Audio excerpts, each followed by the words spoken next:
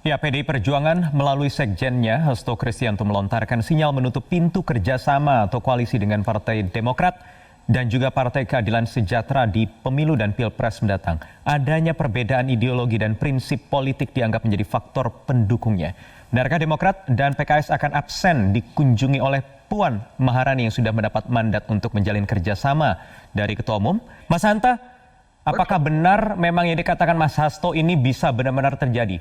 Tidak ada kerjasama, tidak ada koalisi antara PDIP dengan Demokrat dengan PKS? Ya, pertama saya kira adalah hak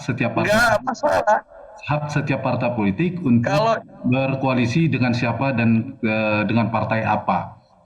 Itu tidak ada persoalan benar atau salah. Di dalam demokrasi bahkan saya cenderung tidak harus semua partai didorong untuk berkumpul, semua harus sama di kubu yang sama. Sekarang saja bayangkan kalau kemudian Demokrat dan PKS masuk di dalam pemerintahan, semua kan tidak sehat buat demokrasi. Justru demokrasi yang efektif itu harus ada yang mengimbangi pemerintahan.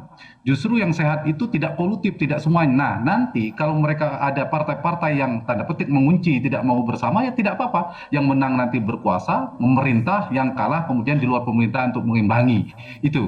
Kemudian kedua, itu dulu poin pentingnya Mas Wahyu. Yang kedua, saya ingin menjawab pertanyaan Mas Wahyu. Ya, secara ideologis dan historis ya. Secara ideologis saya kira memang dari sumbu spektrum ideologi antara PD Perjuangan dan PKS dulu ya sebelum Demokrat itu memang berjauhan. Memang sulit untuk dipaksakan mereka berkoalisi.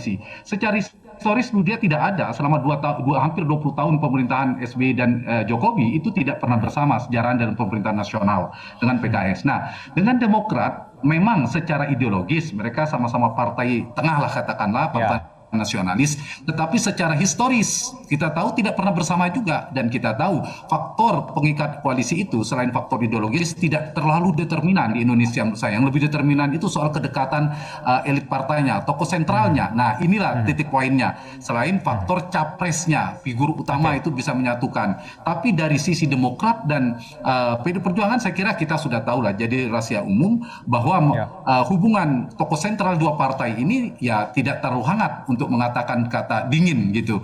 Pak SBY dan Ibu Mega kita tahu sejak pemilu 2004 hingga sekarang ada katakanlah tidak begitu hubungan tidak begitu hangat, sehingga inilah faktor yang menyebabkan Partai Demokrat dan PD Perjuangan ada kemungkinan atau peluangnya kecil. Sekarang juga faktor kenapa misalnya mungkin Pak Jokowi akseptabilitas ke Partai Demokrat masih mungkin.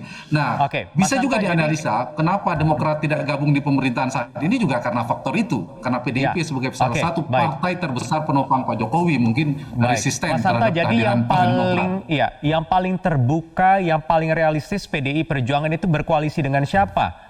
Dengan Nasdem kah misalnya yang sudah mengusung nama Ganjar misalnya dikeluarkan sebagai salah satu calon presiden, apalagi juga sudah muncul wacana duet nomor satu bangsa. Kalau kita sederhanakan, kita kerucutkan apa statement dari Sekjen PD Perjuangan, berarti di luar dua partai itu, di luar PKS kemudian Demokrat, mungkin saja.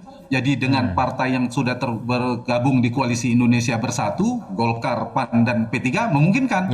Kalaupun nanti ada nama Ganjar, mereka bertemu dalam irisan Ganjar Pranowo di sana atau nama yang lainnya, Mbak Puan.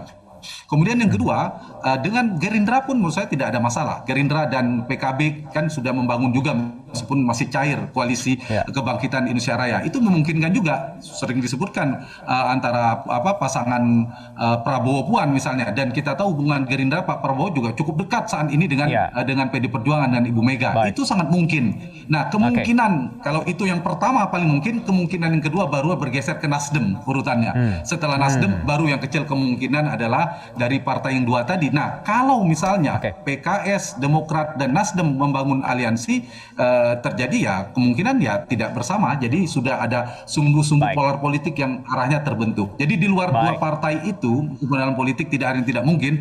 Saya kira PD Perjuangan sangat mungkin berkoalisi, termasuk dengan Nasdem, karena dipertemukan oleh capres yang sama nantinya, atau kan nanti kedekatan antara veto player atau figur sentral di partai masing-masing. Baik, Bapak-Bapak, waktu kita sayangnya terbatas. Tentunya dinamika ini masih akan terus bergulir. Kita akan nantikan bersama-sama. Terima kasih, selamat malam.